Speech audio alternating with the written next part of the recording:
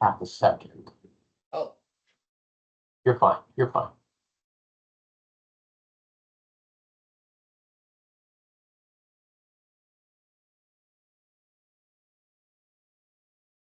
Okay, hello everybody. Welcome to the next Central Command fall webinar. We're just going to give everyone one more second to hop in and join if they've registered, and then we will get underway.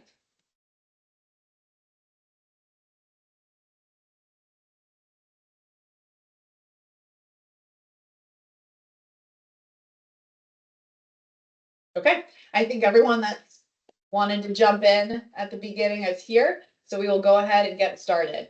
Hi, my name is Bailey Berlanti. I'm here with ServeVita. I'm a part of the product management team that gets to put on these webinars to be able to showcase the functionality and the use of the Central Command product, and we're really excited to have you here today for the September webinar. The topic that we're covering today is going to be moving your organization to the web. I'll let Michael introduce himself in a moment, but he will be the one doing our presentation and then answering any of your questions following that presentation. Just as some housekeeping announcements. Everyone is muted with cameras off, so unless we go to specifically unmute you, you have no worries of being seen or heard during the presentation. So you can sit back, relax, enjoy, and comment any questions into the Q&A tab. If you want to keep those anonymous, I believe there's a ability to check a box to make sure that it's not tied back to you. However, Michael and I both agree there's no such thing as silly questions, so please feel free to ask any Q&A. We'll work on getting to it at the end of the presentation to be able to answer that so you get the most out of this webinar.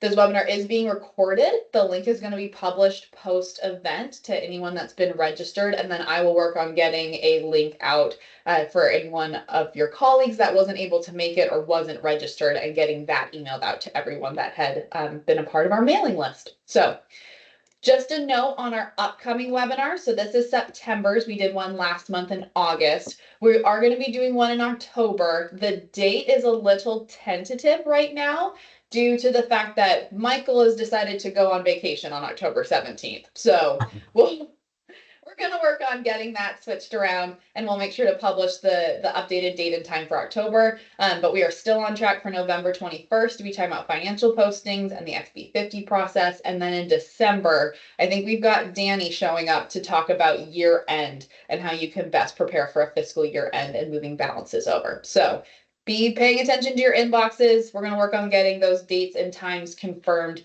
here in the next week or so that we can get all three of those sent out for you to be registered and ready to go ahead of time. So without further ado, moving your organization to the web, I'm going to hand it over to Michael Guiette, Director of Product Management here at ServeVita, to continue with the presentation. Thank you very much, Bailey. Good morning. My name is Michael Guiette. I'm the Director of Product Management for ServeVita. I almost said Central Command, but one and the same, I guess. I am going to be presenting for you today the web portal, the self-service, as we like to, or we used to like to call it, application for Central Command and for Unit 4 Business World ERP. I do have a disclaimer of my own. I do share the room with two beagles. One of them can be quite noisy. If I immediately go on mute for a second, it's just because I'm kicking him out of the room. So I am going to take over control to share my desktop. First, a little bit about the Unit 4 ERP web environment. The web environment is designed to allow typically your desktop users to have access to Central Command, to the Unit 4 ERP application through the web. What it does for an organization is it allows you to reduce hardware costs. It allows you to reduce your reliance upon the remote desktop and having to have people log into a remote environment before they could get to the application. Right now, the screen that you're looking at is a local screen on my test environment, on my dashboard, on my desktop. We do have a web environment that we use. This is our public website that the ServeVita team has access to, and we do use a single sign-on capabilities for that. I did want to show this screen as the login today, only because it's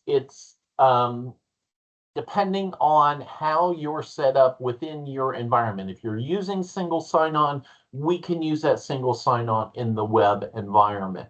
The other thing I'll point out here is right now we're looking at a Chrome browser. So this is my Chrome browser.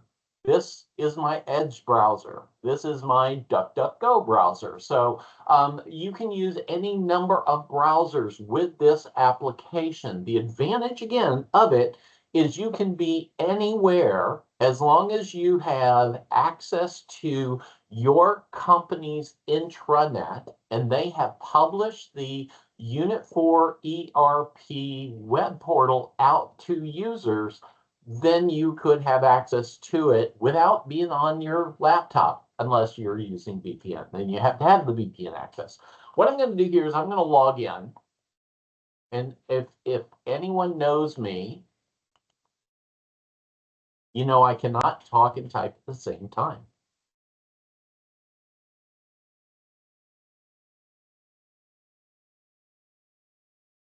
So we've been doing this a few years. So yep, I can't talk and type at the same time because I end up typing what I'm saying. So what we're looking at here is the initial dashboard. It's the initial place where a user would land when they're going into the Unit 4 web portal. Now, when we land on this Your Employment page, this is just the standard login. I'm going to show you in a second how you can change your homepage to be something different.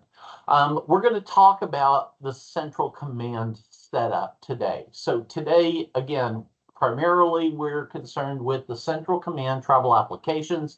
So when you look at the CentralCommand icon in the menu, the side menu, it gives you access to system parameters. Again, all of the screens that you're seeing, all of the functionality that you're seeing are based on your user profile within the Unit 4 ERP environment, as well as the roles that you're connected to and what that role has access to.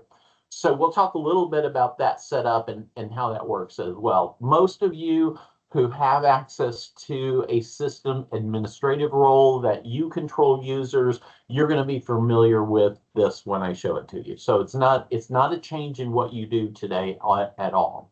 The applications within CentralCommand, you've got the transactions, you've got ARC BSP reconciliation, service fee module, your interface. So this is your correction screen and your data load. This is the financial postings between the CentralCommand travel module and the financials. All of your reports can be displayed here. If you're using report sets, credit card authorization, these are the fixed registers. Your translation codes are available through the web. Data archiving, this is how we can move your data to historical tables to help you free up a little bit of data within your environment, giving your live environment more access to memory and CPU power to be able to make sure that your users are getting what they need on a timely basis. So this is, again, the travel module. The one thing I will point out as we're looking at travel and what we're working on right now within our 7.6 CentralCommand version 7.6 environment due out this later this year is we are working on more of the commission. This is car and hotel commission, like your tax, your not Pegasus import, your Onyx import, those things. We can do the import and the reconcile here. The problem is right now, the most complicated screen in that is the check, supply, unapply screen is currently under development. Also, the ability to do your manual matching between a GL posting, a commission check posting, and the travel transactions. Those are today still accessible through the desktop. They're not yet on the web. That's the one piece of functionality that we're currently have in development and is a priority for us for getting it in here as quickly as possible. Other things that are here, the accounting module. This is your general ledger, accounts payable, accounts receivable, your bank reconciliation, batch import, all of this functionality from the Unit 4 ERP, again, is available through the web. You can access it, again, based on your role and the functionality that you use during your daily basis. You would be able to see those roles here. Our common module, this is where we set up our accounting structure, attributes and relations, document archive if you're using it, workflow if you're using it, action items. Again, if you're using this functionality, it is available through the web, and you have the ability to provide that web access to a user through their profile. When I talk about setting up that profile in the system administration, again, just like system administration on the desktop, we have users and access. We have the fixed registers set up. You've got setting up a new company or your data model. You can look at the data model and how things are connected together. Intel agent, if you're using that functionality. Here we have the all of your system administration. When we go into the users and access, though, it looks a little different here. And the reason why I say that is because if you go into access control, you have 4 different types of access, 5 different types of access here. So we are seeing more customers, sorry about that. We're seeing more customers who are starting to use the API access, whether it's for NDC communication or we're getting credit card authorizations. Stop that. So I'm going to go into menu access, and when I sorry about this, let me just refresh this screen. I don't know why that I'm getting a time up there. You know, it never fails that we are, oh, okay. It never fails that when you're on a live environment that you come into something and it gives you a little bit of challenge. So here we go.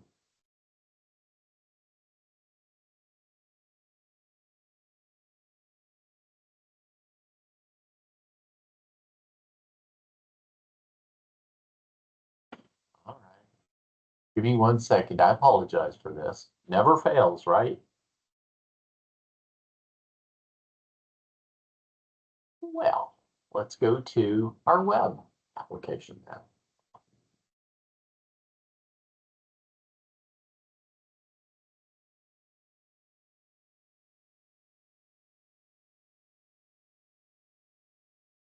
Okay. So I'm going to go back into system administration. I'm going to go to access control, menu access. Under menu access, this looks a little different than your desktop version. Same functionality or the same concepts apply. In this case, if I come down to CentralCommand, for example, under CentralCommand, we're going to have all of our menu functionality. And then right now, I'm set up as a CentComm user. Okay, so based on my user, when I move my role or my user profile from the roles and users column into the access, I can give myself or another user access to individual pieces of functionality within the menu. So I'm not going to go through a lot of the system setup, but I wanted you to see that even the system administration for an administrator is available through the web access. I do want to get back into the central command module. I want to talk about some of the things that you're used to working in the desktop application. I want to make sure that you see the functionality here. Now, I did show that when we logged in, the first thing we logged in, it came in and gave us access just to a home page. Nothing special here. But what I want to do is I'm going to go up under my profile, and I'm going to go to my profile, your profile. And of course, in this environment, it doesn't give me access to that.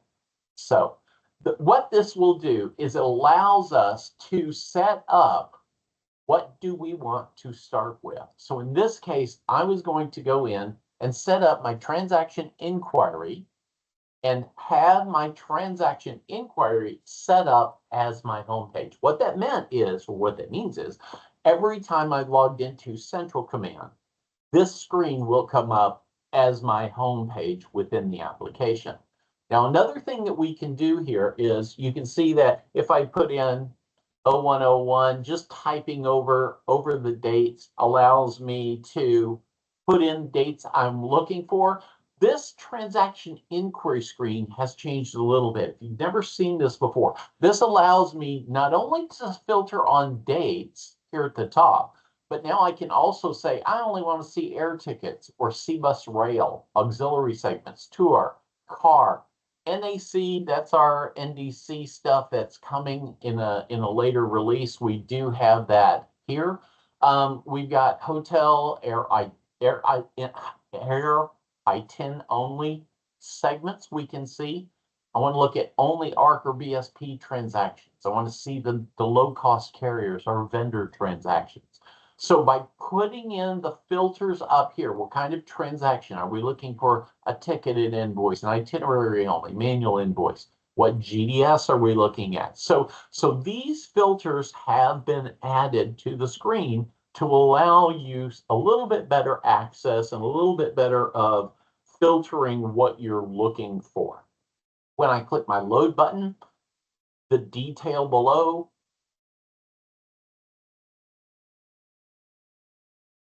when I have my data come up. I don't know if we have transactions for that date range. I do. I thought I do, but let me go back one minute. Hold on. Let me get back.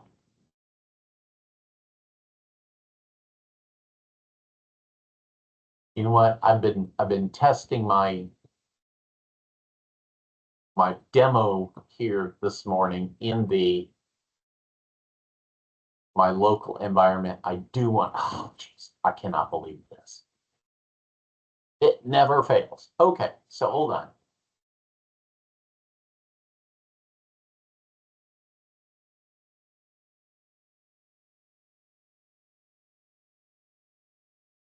I know I have some data here for that. Okay, so when we display the data on this transaction inquiry print invoice screen, again, a little different than your typical screen that you saw in the desktop. Here on the left, we have zoom buttons, okay?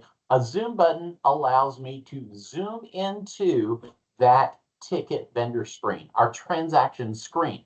So this transaction screen is going to look similar to the screen that you're normally used to seeing. Again, the header information. So we've got the header, the transaction date, the IATA number, the customer ID, the invoice number here. We've got the general information. It's a ticket or an invoice only, what the transaction date is, the accounting period. Very similar to what you're seeing in the desktop so far. Here, agent information. This is what comes from the GDS agent data and everything. And then if you have one or more travelers on the transaction, even if they're not assigned those, so let's say you have a family of 4 traveling together and you only have one invoice for that cruise that they're going on, all 4 of the passengers can be displayed here, will be displayed here. When you look at the invoice items allow us to see the invoice data. So in this case, I have a vendor transaction. It tells me it's a vendor transaction, supplier item. It tells me it's domestic. My amounts are here, my form of payment below that, and then taxes at the bottom here. One thing I will point out is you have this other data button, this drop down. This gives us the access to see all of those other fields that are associated on that transaction. So we can see more information across the screen about the data that we've captured from the invoice item. So there's a lot more information here than there was in the past. Notice that when I opened that box up, the window size extended to let me scroll across. If I go into the itinerary, same thing that we've seen in the past. This gives us our itinerary, what type of segment it is, what are the details here, what's the data that's associated with that segment. So we can see that. Again, other data. It allows us to see across there if we've got any other information that was part of that segment. All of our remarks would be captured here on the Remarks tab. The address information. History, if we've made any changes, just like on the other transaction inquiry in the desktop, we have what the original value was, what the modified value, original amount, modified amount, who made the change, when did they make the change? So we can see that entire history. If you're using Action Overview, we would have the Action Overview item here. It allows us to add a memo, in this case, a memo to this transaction. So we can say this is a test memo. And then we can put in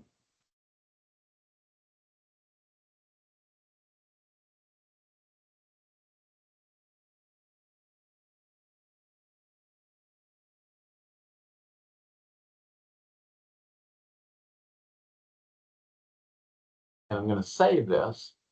When I save that, it actually will add that memo to the transaction and it keeps it here with it. So think about this. If you've got your marketing team who are doing waivers and favors, they're getting a ticket renamed for another traveler so we can exchange it for a family member. Adding this note here allows us to have a waivers and favors list if we want to produce that at the end of the quarter for a customer. We can start to show the work we've done for our customers, which adds value to your relationship. The info tab, this just gives you info about this transaction. It tells us, the accounting period's active, the ARC BSP period's active, allow edits are off in the accounting period. So it just gives us a little bit more information. The other thing that is a little different here is these 4 tabs above the details information. These 4 tabs, if you have any remarks that are specifically associated to this invoice item, think about your credit card exports for AirPlus or for American Express BTA cards or whatever. Those remarks, when you produce that export and it puts the remark into that PNR, you could come in to the invoice item and say, when was this sent over to the credit card company? That remark would show up here. If you have any UDIDs that are accounting line selected and attached to a specific accounting line, you could have segment remarks. Those could be here. Any history of changes. Again, I don't have to go to the history tab to see this, but the history would be here. So we talked a little bit about this screen and the ability to one, put it on the dashboard and have it so when I sign in, but also what the screen does for us, helping us use the web portal to become more technology friendly, I guess. Again, ARC BSP reconciliation, all of your ARC and BSP functionality is here. You can, once you import that file through the parse, you can do your reconcile, auto update. is an upgraded functionality. It does allow us to use the system data, the ARC or BSP data, to update your transactions automatically. You can pick and choose which run number. So if I've imported a BSP file or an ARC file and it's given me a run number, I put the run number in here. I can say, you know what, I want it to add or fix any adjustments, any amounts on the tickets. I can unvoid any central commands that were voided by mistake that haven't been voided in the ARC or BSP. So this functionality will allow you, and again, I'm showing you today the latest release, the version 7.5 of the Central Command environment. This has been upgraded so that the system can help you automatically make changes for in your transactions so that you don't have to go in each one. It works much better than historical versions of this. I know that in the past we have had some challenges with updating amounts and things like that. So we are pretty excited about the changes that have been made to the auto update. The screen, if you're looking at the exception viewer, again, this exception viewer, let's see if I have any data here. I believe I do. So this exception viewer, when you're looking at this screen, it has two separate zoom buttons on it. The zoom buttons here allow us to zoom in to look at the data that came from the BSP on this file. It also, when there is a ticket matched to a central command transaction, this would allow us to zoom into that transaction. So the exception viewer allows you to see the data from ARC or BSP, open the transaction within central command, and compare the data side by side. Speaking of side by side, how would I do that? In the past, on the desktop application, you would grab this header, you drag it down into the middle of the screen. You can't really do that in the web. The functionality behind that makes up a web screen is a little different. We do have this split screen icon here that allows us to go into the same screen here and be able to, if I go into that exception viewer, I could be looking at the BSP data here. I could be looking at the central command data here. So it allows us that split screen functionality to be able to have that information side by side, to be able to look at it. So that is something that is worth noting. The other things that are available, the correction. If we look at error messages, again, these screens, they're all going to start with a default date there. If I take the default date out and I load, that just like your current transaction screen or your error message screen within the desktop application, you see what the error is, duplicate ticket number. Here, I can zoom into, this is the transaction that is stopped in the error screen. I can decide what do I want to do with this ticket. Now, let me see if I have something here. I want to show you a nice feature that we have. Let's see if I've got the, I'm going to sort by invoice number here. And the reason why is I'm looking for a transaction that has multiple rows. This transaction up here has multiple rows.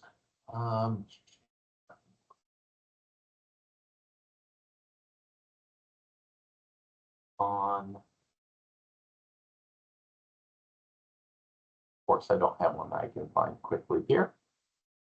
So what I'm going to do here is, if I zoom in on this transaction, one of the features that are available on this screen, in the error correction screen, let's say I've got a duplicate ticket. You know how the agents will go in, they don't remove the old accounting line, they do an exchange, they hit DIN again, and it sends through the old ticket as well as the new ticket, the exchange, on that same transaction.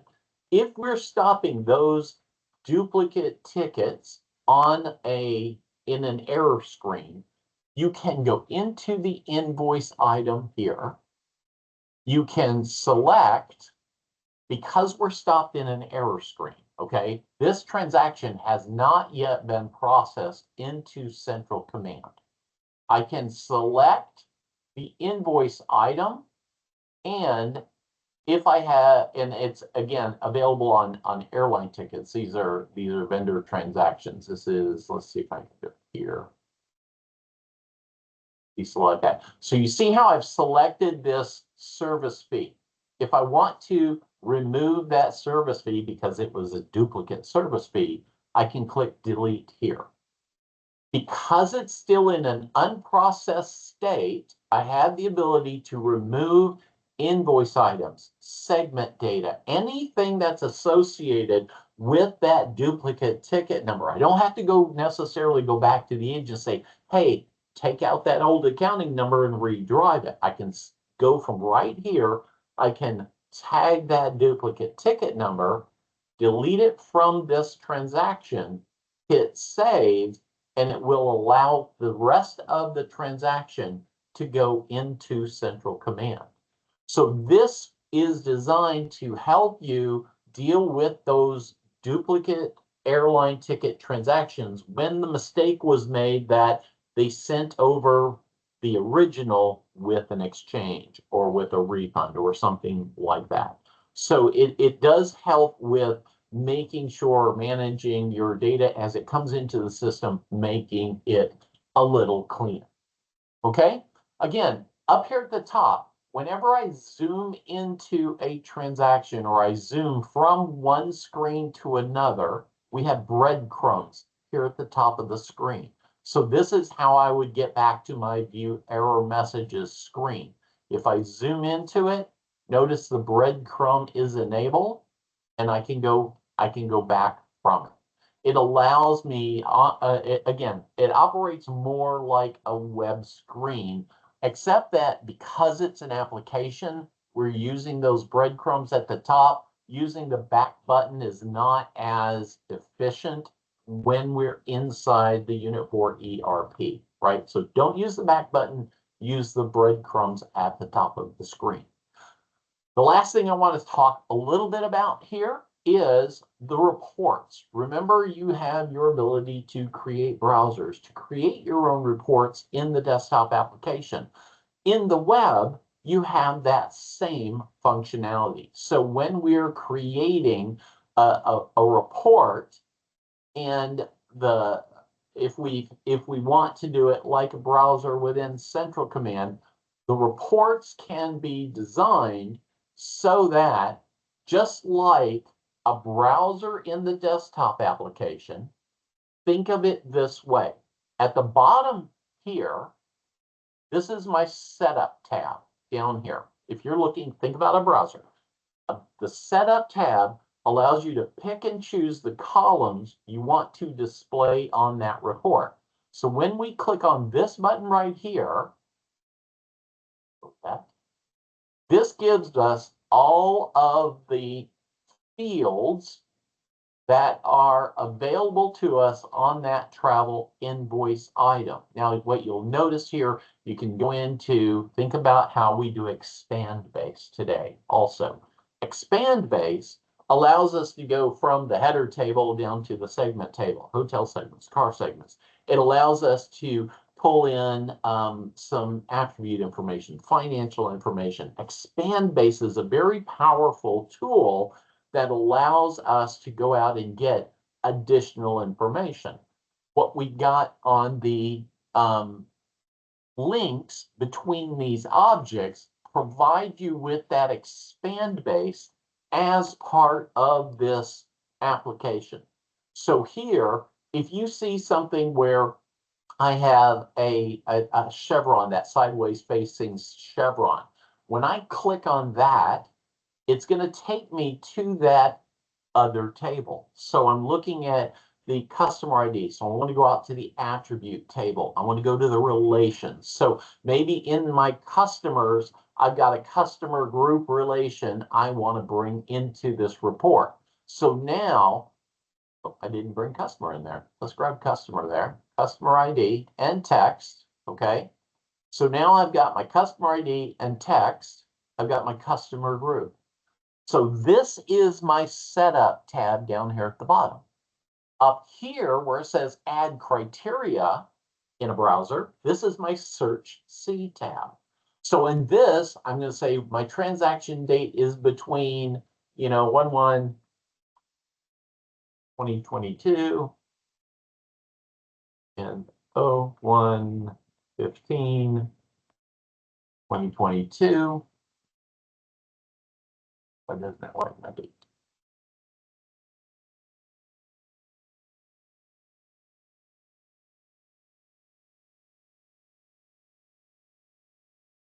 Okay, so it allows me to do just like we would in the search C. It allows us to use those operators in the search criteria.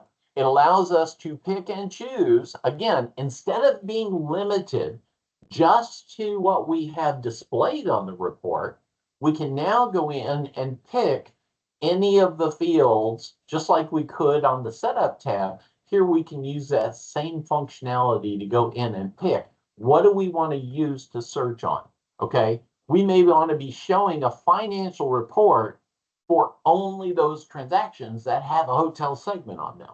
So it allows us to be able to pull into the search criteria additional things without having to worry whether or not they're actually part of the report.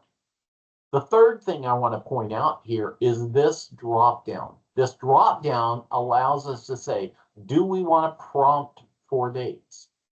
Is this a mandatory field? Do I have to put a value in there?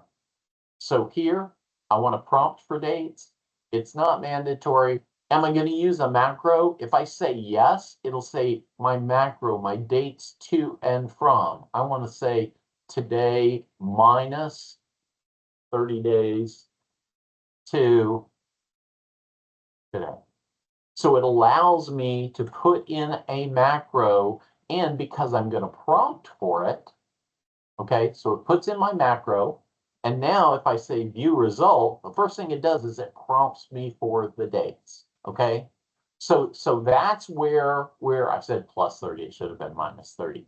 That's where we're looking at that information. So I'm going to not use my macro.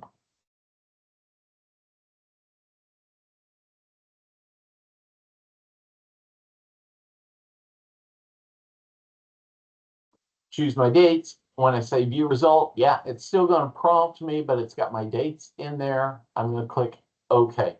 So when this report opens, it's going to be displayed. Again, it's showing my sort and subtotal groups up here at the top.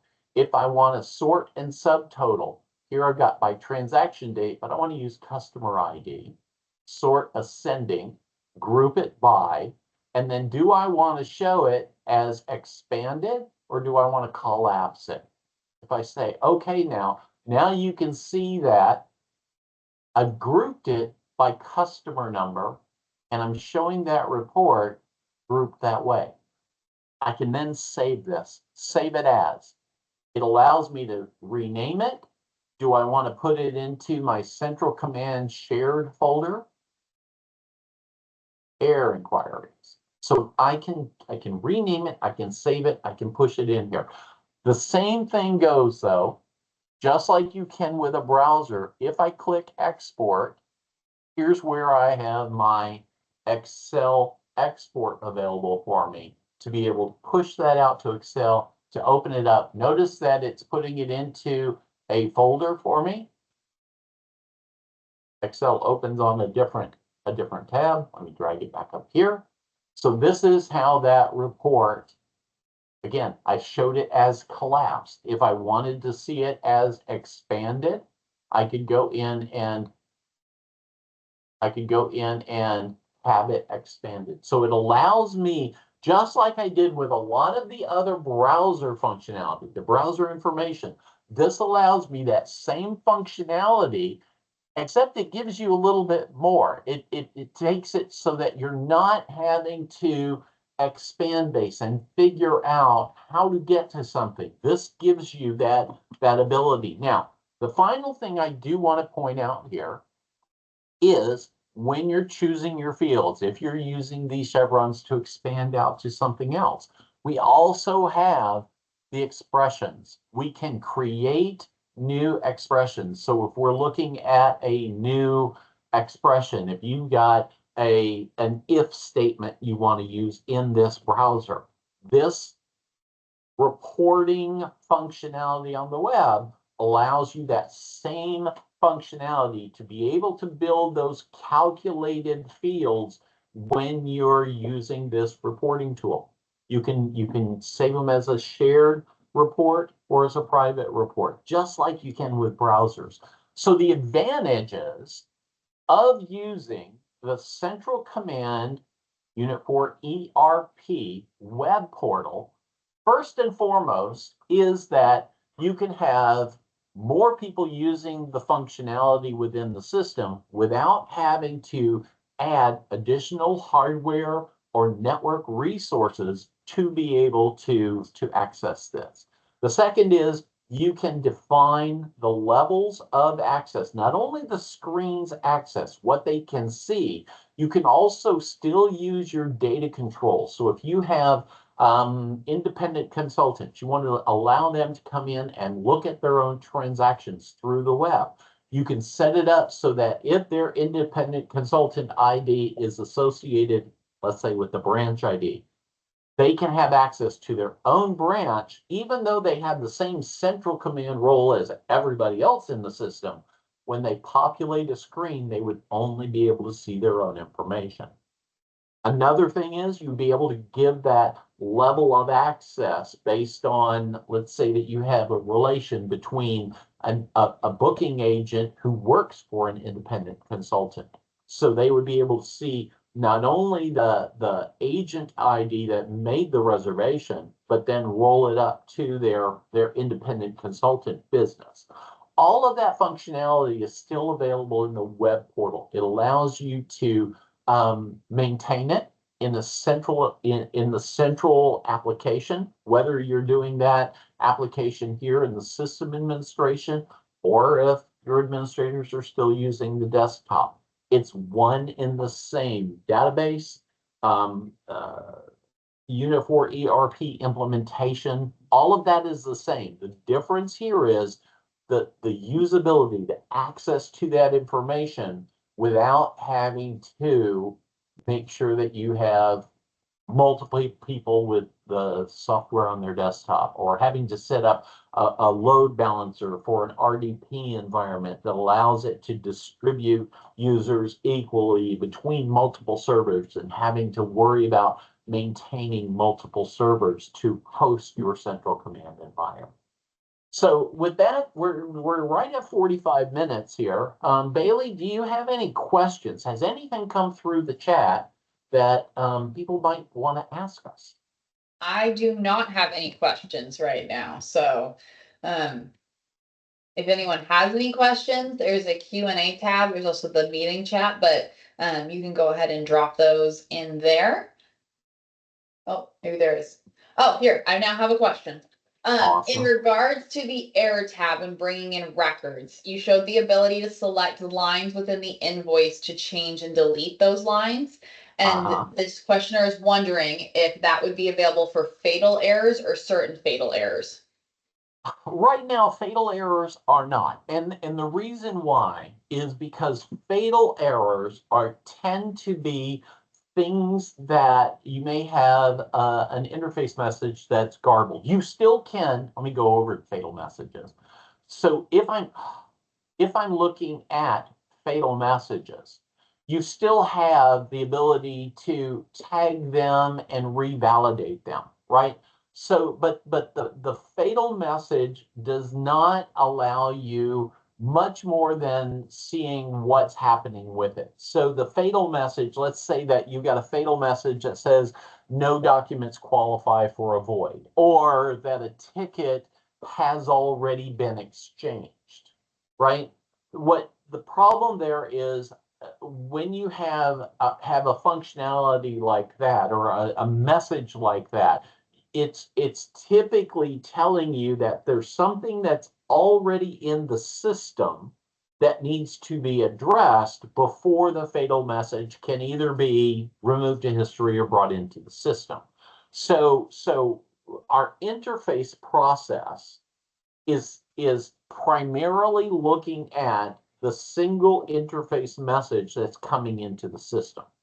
And if there's something that's already in the system that's affecting it and causing it to hit this fatal message, you have to address the live system issue first before fatal messages can be addressed. So fatal messages are a little different because at this point, when they're in the fatal screen, there's nothing actually in the CentralCommand database yet. It's in the work tables, right? But it's not in the CentralCommand database. And we don't allow you to access the work tables, the raw data tables, from within CentralCommand. Good question. Thank you for asking that. Okay. Who's next? I don't have any questions that have popped up. Well, you so eloquently provided that response. I guess one thing that maybe I just missed it, but if you're an organization that maybe has multiple clients, how does that now look like from the web? You are awesome. No, you didn't miss it. I didn't say it. I'm realizing I don't think we've ever covered that when we've talked about this, like even at the customer event or anything, we've never addressed what does that look like when you don't have all those fun little boxes with 2 letters at the bottom of your sidebar. So how do you, if you're having to toggle between a US client, a Canada client, or maybe different entities, how would you do that in the web? Perfect. Yes, you do still have to maintain the access in the user profile for that. So if I go into my user master file, for example, okay. Oh, one other thing I didn't notice, I don't know if you saw that here. If I'm looking for something and I start typing, it will use type ahead functionality to find it. So if I'm looking up, if I'm in a customer number field and I start typing the customer's name, it'll look for that customer name associated with that attribute to help you find it. So that is one thing that is different here as well. So when I go into my roles and company, you still have to have the user access to be able to see different companies within your organization. Up here at the top, you have a drop down. These are the organizations I have access to. I've got the US, Canadian, and UK clients.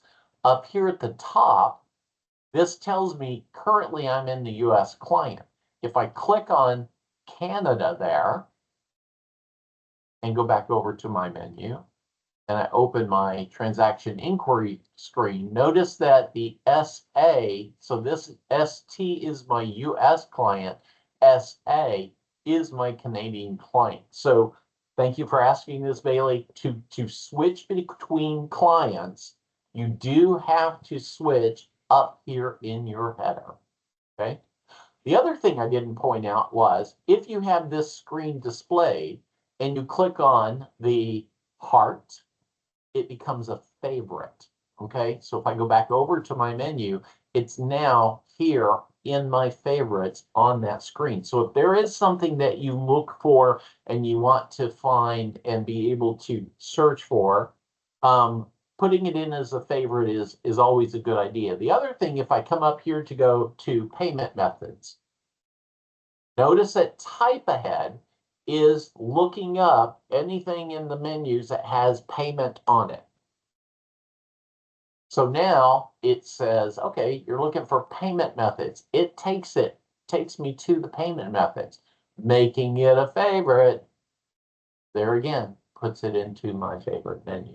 So those are some of the tools that are available to you. I do also want to show you another tool. So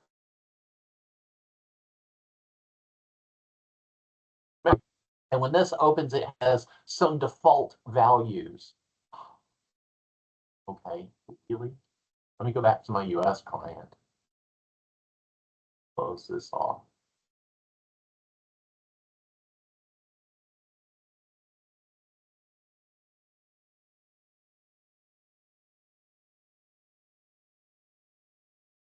It never fails. Live demo.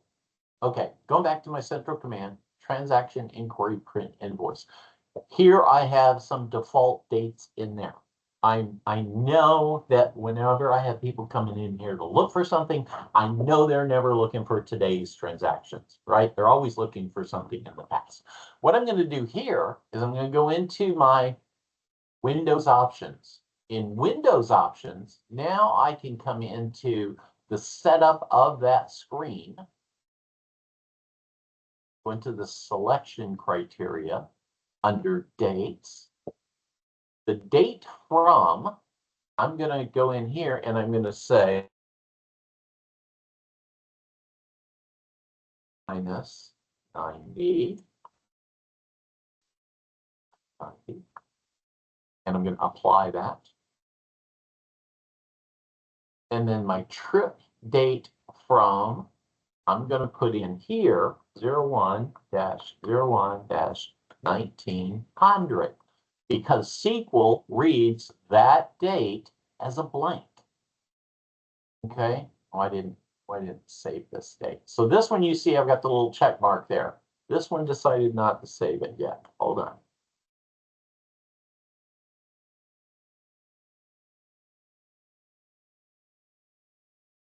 Apply that. I got my little check mark. I'm going to click save. It's saved. Now I'm going to go over to my Windows options, distribution, and you can see that I've now distributed that to myself just to make sure it's there. I'll save it. Go back to my transaction inquiry print invoice. Now when I go back into it, notice that it's got my transaction date 90 days ago and my trip start date is blank. So it says, okay, I'm looking for anything that's been issued within the last 90 days that's traveling up until August 25th, 2025.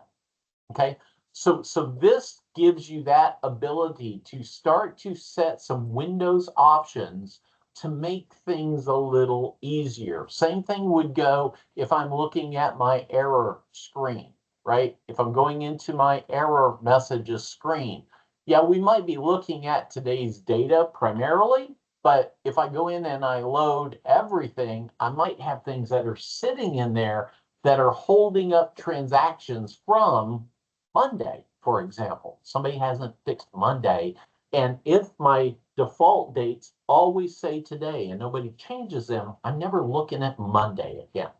So here's a really good place to go into the Windows options, and it looks like a little wrench here at the top. And that wrench allows me to go in. This is the default setup for it. If I go into the main, go into the selection criteria, and here I've got my date between, right? Again, I use my $sign today, -7. Tab off of that, apply it, save it. Go to Windows Options Distribution. I'm going to find my CentralCommand, which I am associated with. I'm going to save that. Go back here, close it, go back into my error message screen. Now it's my last 7 days. So it gives me that ability to put in by default a rolling 7 days to make sure that I'm updating those transactions correctly. All right. I have another question. Excellent. For you. Can you add the client code to favorites? So kind of going back to where we can toggle between different entities, can you add those to favorites, or what would be a way to kind of mark that? Explain, what do you mean client code? I think it's the question of, so if you drop down where you've got ServeVita Travel US and you've got the SA, can you Yeah. add those to favorites? Not really, because the way that the web portal works, those are going to be your favorites. So the ones that you have access to are going to be here. So based on your user profile, if you have one or more clients, they're always going to be in that drop down. And I guess to maybe help answer that question, you can't necessarily favorite those clients. You can set the default entity that your user logs into. So if you have access to 5 or 6, you can set the default that you're going to be signing onto, and then you can tab underneath those, and then set favorite screens underneath each of those clients. Yeah, and I can't show you my profile in the web. So for whatever reason, my system setup didn't like that here. So you're right. So in the case of the login screen, depending on, well, actually, if you go into system administration here again, and I go into user master file,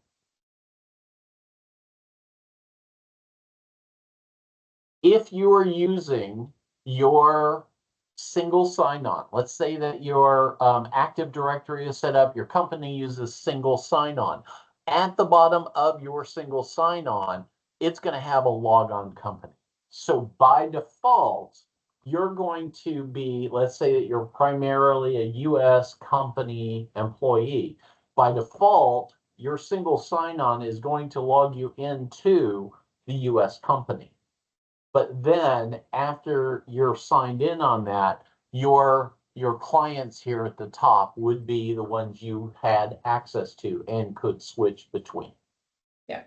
Okay. One last question I think we Hopefully can get that under the answered that wire. question. Can you set those default dates All right. in the non-web version as well? Anything else? Oh, did you hear me, Michael? Notice here also, if I go back over to my SA client, the favorites.